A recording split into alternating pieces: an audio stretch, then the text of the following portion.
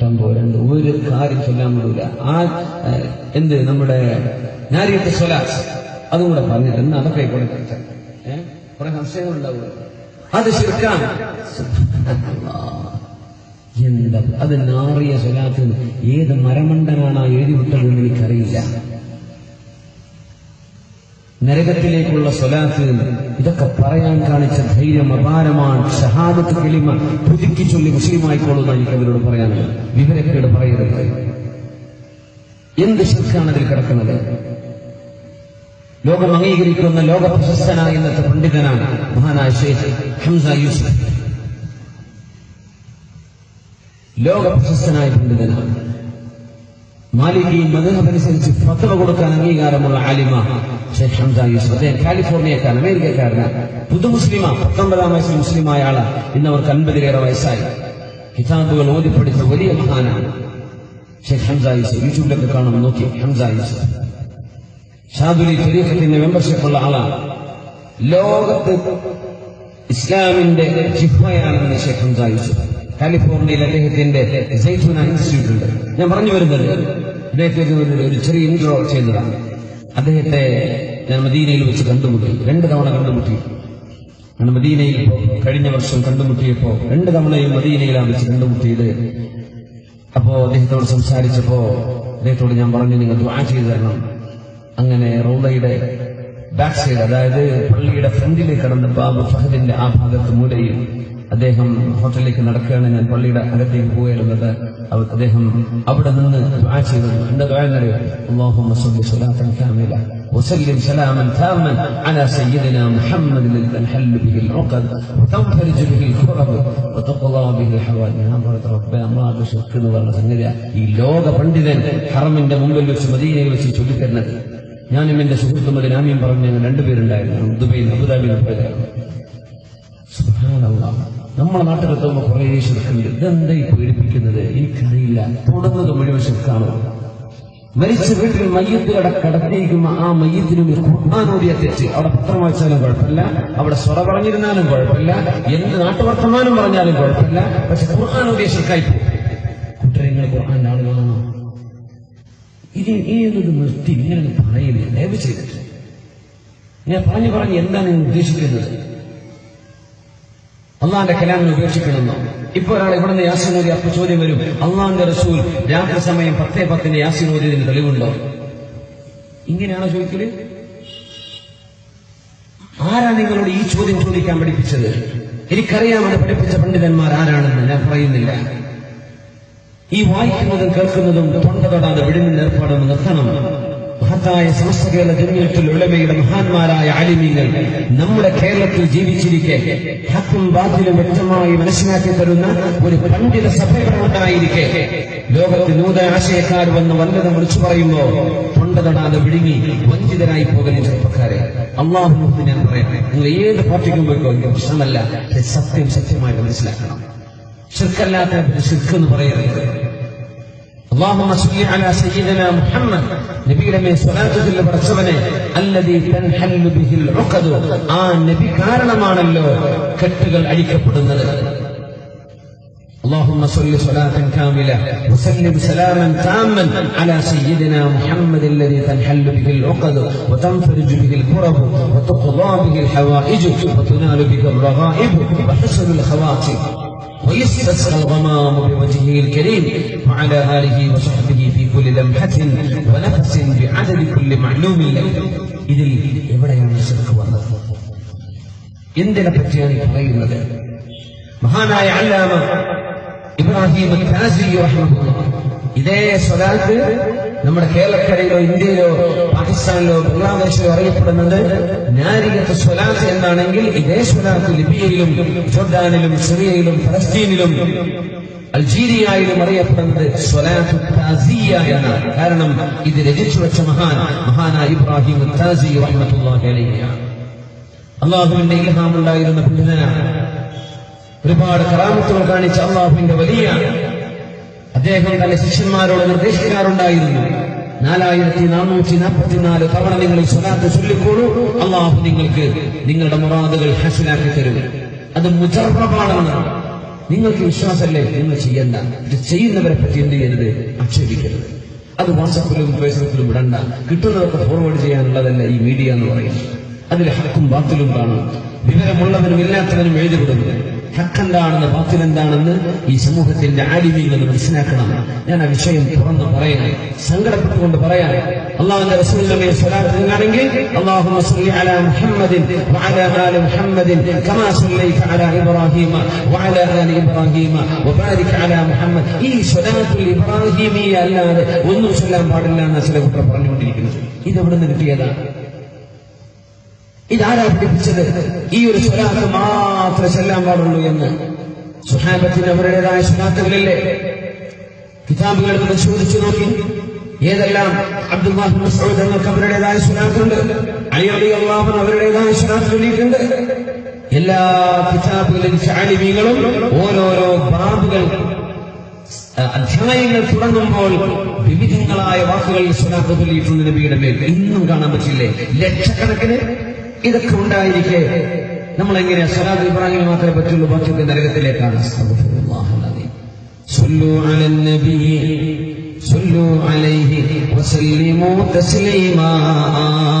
സ്വലാത്തും സലാമും ചൊല്ലിക്കോളൂ, എമ്പാടും ചൊല്ലിക്കോളൂ. വാക്കുകൾ പോലും പറഞ്ഞില്ല ഖുർആൻ, ചൊല്ലിക്കോളൂ. നിസ്കാരത്തിൽ സ്വലാത്തുൽ ഇബ്രാഹിമിയെ ചൊല്ലൂ. പക്ഷെ നിസ്കാരത്തിന്റെ പുറത്ത് എന്തും ചൊല്ലിക്കൂടെ? അതിൽ ശിർക്കും കുഫ്റും ഇല്ലെങ്കിൽ എന്താണ് ഇവിടെയാണ് ശിർക്ക് എന്ന് പറയുന്നത്? അല്ലാഹുമ്മ സ്വല്ലി അലാ മുഹമ്മദിൻ അല്ലാഹുമ്മ സ്വല്ലി സ്വലാത്തൻ കാമില. പടച്ചവനെ പരിപൂർണമായ സ്വലാത്ത് ചൊല്ലണമേ. വസല്ലിം സലാമൻ താമ്മൻ, അന്യൂന്യമായ സലാം നീ ചൊല്ലണമേ. അലാ സയ്യിദിനാ മുഹമ്മദ്, ഞങ്ങളുടെ നബിയുടെ മേൽ. അല്ലദീ തൻഹല്ലു ബിഹിൽ ഉഖദു, പ്രയാസങ്ങൾ അഴിക്കപ്പെടും ആ നബി കാരണം. ആ നബി കാരണം പ്രയാസങ്ങൾ അഴിക്കപ്പെടും. വർഷങ്ങളായി കടം ബാധിച്ചു കിടന്ന സ്വഹാബിയാണ് അബൂ ഉമാമ റളിയല്ലാഹു അൻഹു. വർഷങ്ങളായി കടബാധ്യതയുള്ള സ്വഹാബിയാണ്. അങ്ങനെ ഒരിക്കൽ പള്ളിയിൽ വന്നു. അല്ലാഹുവിന്റെ റസൂലും സ്വഹാബത്തുമൊക്കെ പല കാര്യങ്ങളിലും വ്യാപൃതരായിരിക്കെ ജോലിക്കൊന്നും പോവാതെ പള്ളിയിലേക്ക് വരുന്ന അബൂ ഉമാമ റളിയല്ലാഹു അൻഹുവിനെ പലതവണ കണ്ടപ്പോൾ ചോദിച്ചു, അബൂ ഉമാമ, എന്തേ നിങ്ങൾ ഈ നേരത്തെ പള്ളിയിലേക്ക് വരാൻ കാരണം? അവർ പറഞ്ഞു, യാ റസൂലല്ലാഹ് ദുയൂനി വഹുമൂമി നസ്മത്നി, ഒരുപാട് കടങ്ങളും ഒരുപാട് സങ്കടവുമുണ്ട് നബിയെ, അതുകൊണ്ട് എനിക്ക് പുറത്തിറങ്ങി നടക്കാൻ പറ്റുന്നില്ല. കടങ്ങളുണ്ടായിട്ട് വർഷങ്ങളായി. അല്ലാഹുവിന്റെ റസൂൽ ചോദിച്ചു, അലാ ഉഅല്ലിമുക കലിമാത്തിൻ, ഏതാനും ചില വാക്കുകൾ ഞാൻ നിങ്ങൾക്ക് പഠിപ്പിച്ചു തരട്ടെയോ? ഇൻ ഖുൽതഹ, നിങ്ങളത് പറഞ്ഞാൽ അല്ലാഹു നിങ്ങളുടെ കടം വിട്ടുതരും. അല്ലാഹു അൻക ദൈനക വകഫാക ഹമ്മക, നിങ്ങളുടെ സങ്കടം അല്ലാഹു തീർത്തു തരികയും കടം അല്ലാഹു വിട്ടു തരികയും ചെയ്യും. ഞാൻ പഠിപ്പിച്ചു തരട്ടെയോ? പഠിപ്പിച്ചു തരൂ നബിയേ. എന്നാൽ ചൊല്ലിക്കോളൂ അബൂ ഉമാമ, അല്ലാഹുമ്മ ഇന്നി അഊദു ബിക മിനൽ ഹമ്മി വൽ ഹസൻ വഅഊദു ബിക മിനൽ അജ്സി വൽ കസൽ വഅഊദു ബിക മിനൽ ജുബ്നി വൽ ബുഖൽ വഅഊദു ബിക മിൻ ഗലബത്തി ദൈനി വഖഹ്രി റിജാൽ. ഈ വാക്കുകൾ ഏതാനും ദിവസങ്ങൾ ചൊല്ലിയിട്ടുള്ളൂ. മഹാനായ സ്വഹാബി അബൂ ഉമാമ റളിയല്ലാഹു അൻഹു തന്നെയാണ് ഈ ഹദീസ് റിപ്പോർട്ട് ചെയ്യുന്നത്. ഖലല്ലാഹു അന്നി ദൈനി, എങ്ങനെയാണ് ഞാൻ എന്റെ കടങ്ങൾ വിട്ടുക എന്ന് വിചാരിച്ചിരിക്കെ എന്റെ കടങ്ങളെല്ലാം അല്ലാഹു വിട്ടു തന്നു, എന്റെ സങ്കടം അല്ലാഹു തീർത്തു തന്നു. എങ്ങനെ തീർത്തു തന്നു? അഷ്റഫുൽ ഖൽഖ് കാരണം നബിയല്ലേ ആ വാക്കുകൾ പഠിപ്പിച്ചു കൊടുത്തത്. അതിന് മുമ്പും കടമുണ്ടല്ലോ, അദ്ദേഹം ദുആ ചെയ്തിട്ടുണ്ടല്ലോ. എന്നിട്ട് ഉത്തരം കിട്ടാത്ത സ്വഹാബിക്ക് അല്ലാഹുവിന്റെ റസൂൽ പറഞ്ഞു കൊടുത്ത വാക്കുകൾ ചൊല്ലിയപ്പോൾ കടം വീടിയില്ലേ? എന്താണ് ഈ പറഞ്ഞതിനർത്ഥം? തൻഹല്ലു ബിഹിൽ ഉഖദു, കെട്ടുകൾ ആ നബി കാരണം അഴിക്കപ്പെടും. എന്ത് ശിർക്കാണ് ഇവിടെ വന്നത്? തൻഹല്ലു ബിഹിൽ ഉഖദു വതൻഫരിജു ബിഹിൽ ഖുറബു, പ്രയാസങ്ങൾ ആ നബി കാരണം ഇല്ലാതെയാകും. ഇല്ലാതെ ആയിട്ടില്ലേ? അല്ലാഹുവിന്റെ റസൂൽ സഹോദരങ്ങളും സഹാബികളും ഖന്തഖ് യുദ്ധം നടക്കുമ്പോഴല്ലേ മഹാപാറക്കല്ലിനുള്ളിൽപ്പെട്ടത് പൊട്ടിച്ചു കളയാൻ കഴിയാതെ ഹാമറെടുത്തിട്ട് അടിച്ചിട്ടും പൊട്ടാതെ വന്നപ്പോ, യാ റസൂലല്ലാഹ്, ഞങ്ങൾ പ്രയാസത്തിലാണ് നബിയെ, ഈ പാറക്കല്ല് ഞങ്ങൾ അടിച്ചിട്ട് പൊട്ടുന്നില്ല. സ്വഹീഹിൽ വന്ന ഹദീസല്ലേ ഇത്? സഹാബത്തിന്റെ കയ്യിൽ നിന്ന് ഹാമറെടുത്തിട്ട് ചെറിയ ഖഫീഫായ മുർബൻ ഖഫീഫ വളരെ ലൈറ്റായിട്ട് ആ പാറയിലൊന്ന് അടിച്ചപ്പോഴേക്കും മണലിന്റെ കൂമ്പാരം പോലെ ആ പാറ മാറിക്കഴിഞ്ഞത് ഖന്ദക്കിന്റെ ചരിത്രത്തിലില്ലേ? എന്താണ് ഈ പറഞ്ഞത്? പ്രയാസങ്ങൾ വന്നപ്പോൾ ഈ നബി കാരണം ആ പ്രയാസങ്ങൾ നീങ്ങിപ്പോയിട്ടില്ലേ? ഇതിലിപ്പോ എന്താ ചുരുക്കം? ആഗ്രഹങ്ങൾ ആ നബി കാരണം സാധ്യമായിട്ടുണ്ടല്ലോ, ആഗ്രഹങ്ങൾ സാധ്യമായിട്ടുണ്ടല്ലോ. ഹബീബിന്റെ മുമ്പിലേക്ക് ഒരു പെണ്ണ് സംസാരിക്കാൻ കഴിയാത്ത കൊച്ചുകുട്ടിയെ കൊണ്ടുവന്നു. സ്വഹീഹായ ഹദീസ് അല്ലാമ അബൂബക്കർ അൽ-ജസാഇരി അവരുടെ ഗ്രന്ഥത്തിൽ ഹാദൽ മുഹബ്ബ് എന്ന ഗ്രന്ഥത്തിൽ ഹദീസ് ഉദ്ധരിച്ചു. ഒരുപാട് മുഹദ്ദിസീങ്ങൾ സ്വഹീഹായ ഹദീസ് അല്ലയോ? യാ റസൂലല്ലാഹ്, നബിയേ, എന്റെ കുഞ്ഞ് സംസാരിക്കുന്നില്ല നബിയേ, എന്റെ കുഞ്ഞിന് സംസാരമില്ല നബിയേ, എന്റെ കുഞ്ഞിന് സംസാരമില്ല, എന്റെ കുഞ്ഞ് സംസാരിക്കുന്നില്ല നബിയേ. സങ്കടമെന്ന് പറഞ്ഞപ്പോ അല്ലാഹുവിന്റെ റസൂൽ പറഞ്ഞു, നീ പൊയ്ക്കോ, അല്ലാഹുവിനോട് പോയിട്ട് ചോദിക്കേ, ശിർക്ക് ചെയ്യല്ല എന്ന് നിങ്ങൾ പറഞ്ഞോ? ഇല്ല. ഹബീബായ നബി എന്താ ചെയ്തത്? വുദു എടുക്കാൻ വേണ്ടി വെള്ളം കൊണ്ടുവരാൻ വേണ്ടി പറഞ്ഞു. നബി വുദു എടുത്തു, വായ കുപ്പിളിച്ചു, ആ വെള്ളം സൂക്ഷിക്കാൻ വേണ്ടി പറഞ്ഞു. കൈയും മുഖവും കഴുകിയ ഹബീബിന്റെ വുദൂഇന്റെ വെള്ളം പാത്രത്തിൽ സൂക്ഷിക്കാൻ പറഞ്ഞു. ഈ കുട്ടിക്ക് കുടിക്കാൻ കൊടുത്തു, ശരീരത്തിൽ തടവി കൊടുത്തു. നബി ദുആ ചെയ്തു. ആ സെക്കൻഡിൽ സംസാരിച്ചു തുടങ്ങിയിട്ടുണ്ട് ആ കുട്ടി. ആ പെണ്ണിന്റെ മക്കളിൽ ഏറ്റവും കൂടുതൽ ബുദ്ധിയുണ്ടായിരുന്ന കുട്ടി ഈ ഊമയായിരുന്ന കുട്ടിയായിരുന്നു. അല്ലാഹു ആ കുട്ടിക്ക് സംസാരശേഷി കൊടുത്തില്ലയോ? എത്ര മുഅ്ജിസത്തുകൾ, എത്ര മുഅ്ജിസത്തുകൾ! എത്രയാണ് നമ്മൾ പറയാം?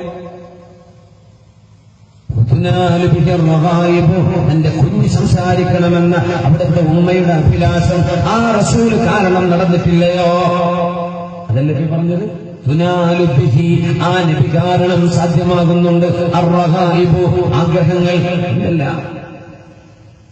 മഹാനായ സഹാബി അല്ലാഹുവിന്റെ റസൂൽ ചോദിച്ചില്ലേ, വേണ്ടത് ചോദിച്ചോളൂ, വേണ്ടത് ഞാൻ തരാം. നബിയേ, അങ്ങയോടുകൂടെ സ്വർഗത്തിൽ ഇരിക്കാൻ എനിക്ക് ആഗ്രഹമുണ്ട്. നിങ്ങൾക്കത് ലഭിച്ചിരിക്കുന്നു. ആരാണ് ഈ കൊടുത്തത്? മുഹമ്മദ് റസൂലുള്ളാഹ് സ്വല്ലല്ലാഹു അലൈഹി വസല്ലം. ആഗ്രഹങ്ങൾ നബി കാരണം സാധ്യമായിട്ടുണ്ടല്ലോ.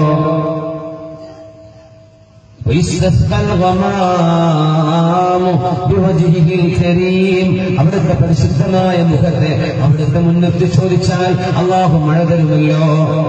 എത്ര ഹദീസുകളാണ് ഉമർ ബിൻ ഖത്താബ് റളിയല്ലാഹു അൻഹു സഹാബികളും അബ്ബാസ് എന്നവരെ മുന്നിട്ട് ചോദിച്ചത്.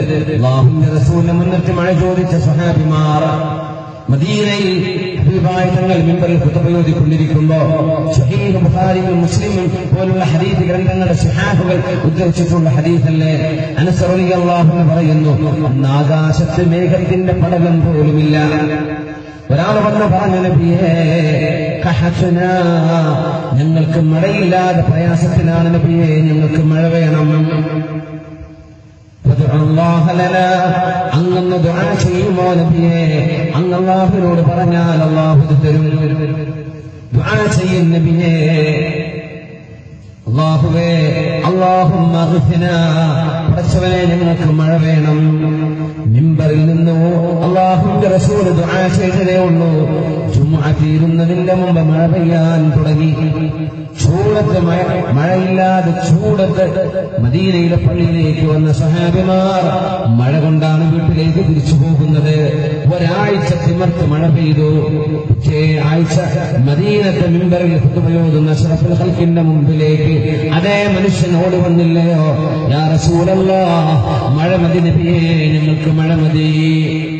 വെള്ളപ്പൊക്കമായിട്ടുണ്ട് നബിയെ, ഒരാഴ്ചത്തെ മഴ കൊണ്ട് വെള്ളപ്പൊക്കമായി, ഇനി മഴ മതി നബിയെ, അല്ലാഹുവിനോട് പറയണം മഴ മതി എന്ന്.